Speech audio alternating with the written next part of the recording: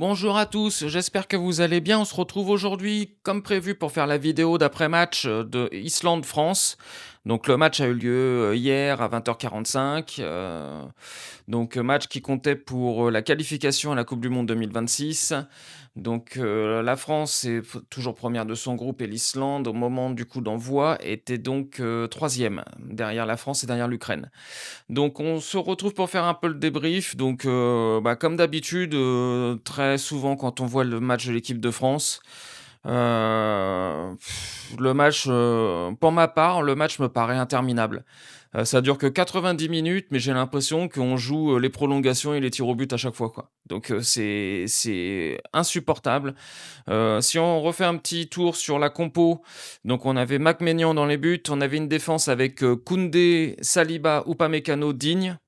Donc Didier Deschamps avait prévu de faire tourner un petit peu son effectif, pour ce match-là. Bon, on avait quand même, quelques points d'avance sur l'Ukraine, donc il y avait pas de raison, de pouvoir faire tourner un petit peu.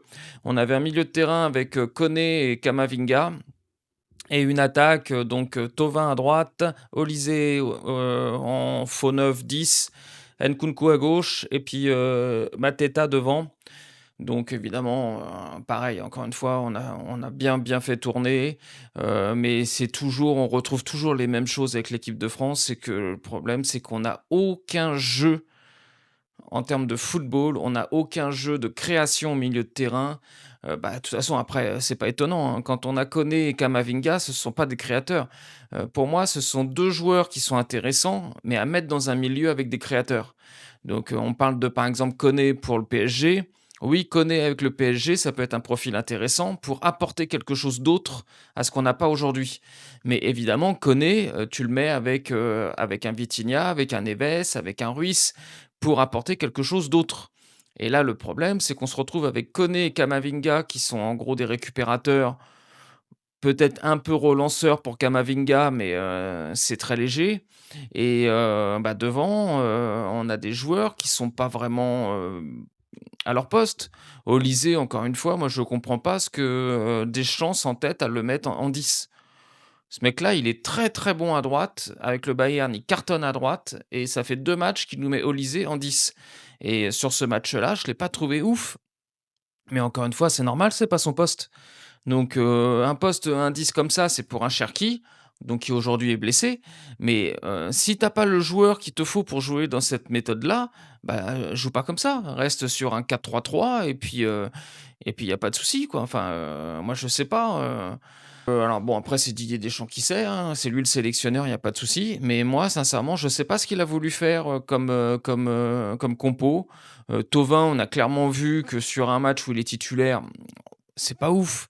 C'est pas ouf. Alors, il y en a beaucoup qui s'étaient, enflammés là, il y a 2 jours parce qu'il avait marqué un but, un beau but sur son entrée.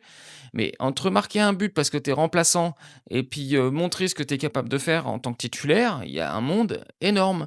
Moi, je vous rappelle juste qu'on a le meilleur exemple au PSG avec Gonzalo Ramos. Gonzalo Ramos en tant que titulaire, c'est 0 but. Gonzalo Ramos en tant que remplaçant, c'est 5 buts. Donc encore une fois, c'est pas la même chose. Et là, Thauvin sur le match d'hier, on a clairement vu que c'est, beaucoup trop tôt pour qu'il revienne en équipe de France. Beaucoup trop tôt. Donc, en termes de défense, moi, Maignan, je ne l'ai pas trouvé exceptionnel. Il serait grand temps qu'il soit remis un peu en question par Lucas Chevalier. Sincèrement, il serait grand temps. Je trouve que toujours un peu pareil avec Deschamps, c'est qu'il a ses têtes, il a ses chouchous et ils bougeront pas jusqu'à temps qu'il soit pas lui parti. Donc Maignan aujourd'hui, c'est plus le Maignan d'il y a 3 ans, 4 ans. Il est quand même moi je le trouve moins serein, il a fait des boulettes aux pieds, il y a un moment donné, il a voulu faire une passe, il s'est ramassé, heureusement qu'il s'est rattrapé. Moi je le trouve pas plus serein du tout. Je pense qu'aujourd'hui un Lucas Chevalier, même s'il a eu son transfert au PSG qui est un peu pesant, mais un Lucas Chevalier aujourd'hui pour moi est plus sécurisant qu'un Maignan. Donc, vous me direz ce que vous en pensez, hein, mais moi franchement je suis pas fan. Koundé, j'ai jamais été fan. Alors je sais pas ce que les gens lui trouvent en latéral droit. Ah sincèrement, je comprends pas la plus-value. Alors oui, si c'est pour avoir une défense où, en gros, tu as ton, latéral gauche qui monte beaucoup et comme ça te permet de faire une défense à 3. Là, après, je comprends le sens et c'est sans doute ça que fait Deschamps. Mais, Koundé, il faut pas l'utiliser en latéral. Il monte pas, il est pas vif, il est pas rapide, il est pas technique. Sincèrement, c'est un joueur qui peut jouer sur une défense à 3 quand on attaque, ça c'est une certitude, mais c'est pas un ailier enfin un latéral comme on peut avoir avec des Carvajal, avec des Hakimi, avec des choses comme ça. C'est pas du tout son registre. Donc au niveau du milieu, bah, Koné, Camavinga, bah, ouais, ils grattent des ballons, ils font tout ce qu'ils peuvent, ils sont 2, ils font tout ce qu'ils peuvent pour tenir un peu le milieu de terrain. Moi, c'est quelque chose que je comprends pas. Moi, je comprends pas qu'aujourd'hui on ait encore des milieux à 2. Voilà, maintenant, tous les joueurs sont plus physiques, tous les joueurs tiennent mieux la distance, tous les joueurs sont quand même un peu plus techniques aussi et je comprends pas aujourd'hui qu'on puisse encore se dire qu'avec 2 milieux de terrain qui vont ratisser large, on peut tenir une équipe. Non, je ne comprends pas et encore une fois, je le répète, même si Manu Koné a des qualités, Camavinga a des qualités, mais ce n'est pas N'Golo Kanté et ce n'est pas Pogba. N'Golo Kanté a été un joueur exceptionnel dans la récupération, ça a été même le meilleur joueur de la coupe du monde, mais aujourd'hui, il y en a pas un des 2 qui fait du N'Golo Kanté et Pogba a été exceptionnel justement dans la relance, dans le travail, collectif, dans le travail de 1re touche, de première passe et tout ça. Mais encore une fois, il y en a aucun des 2 qui a son niveau.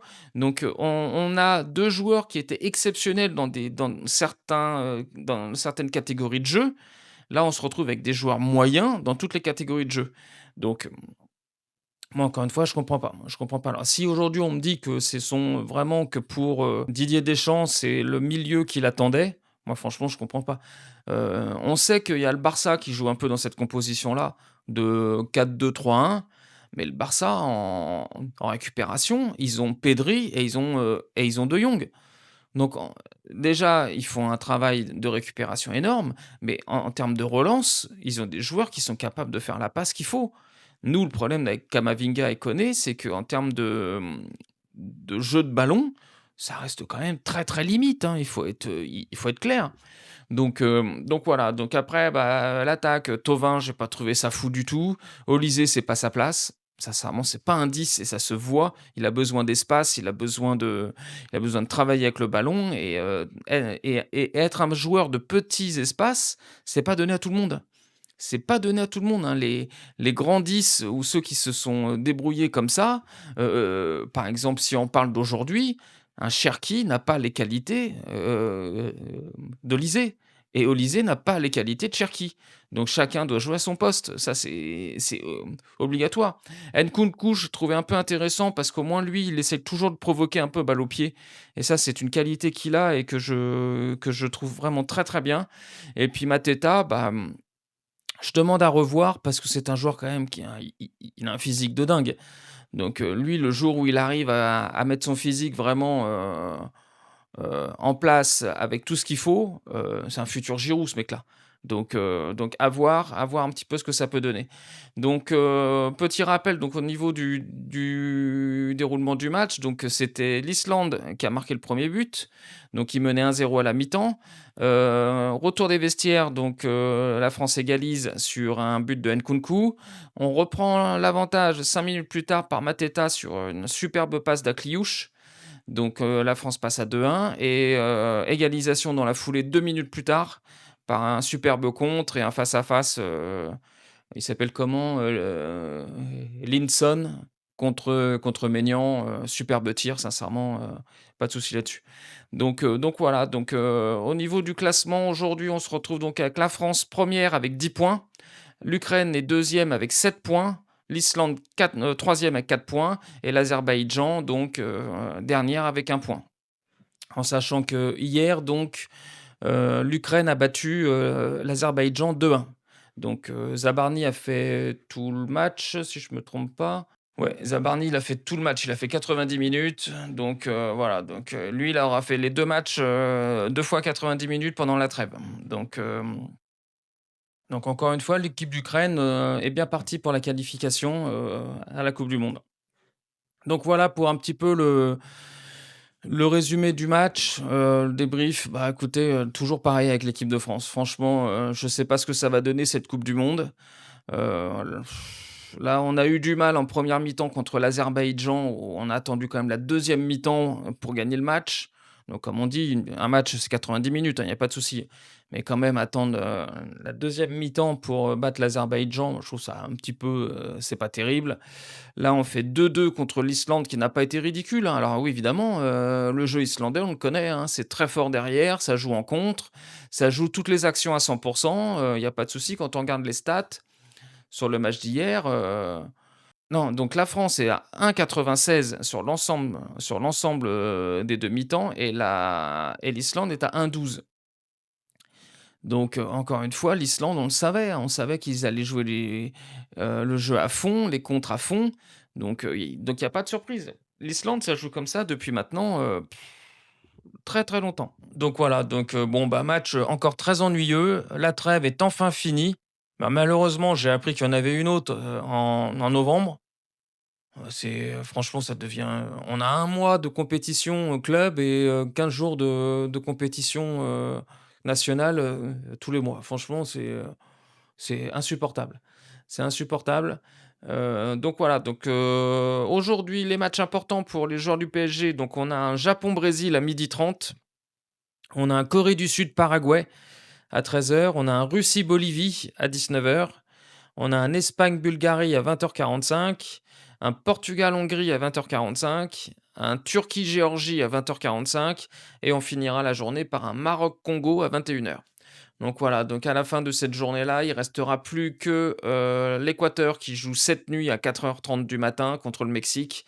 Mais en tout cas, la grande majorité des joueurs auront fini leur trêve, ce soir à 22h-23h. Donc voilà, donc ça sera très bien. Retour, au campus, dès demain parce qu'il y a un match quand même très important, vendredi contre Strasbourg au Parc. Donc il faudra être bien présent, il faudra bien, bien faire les choses.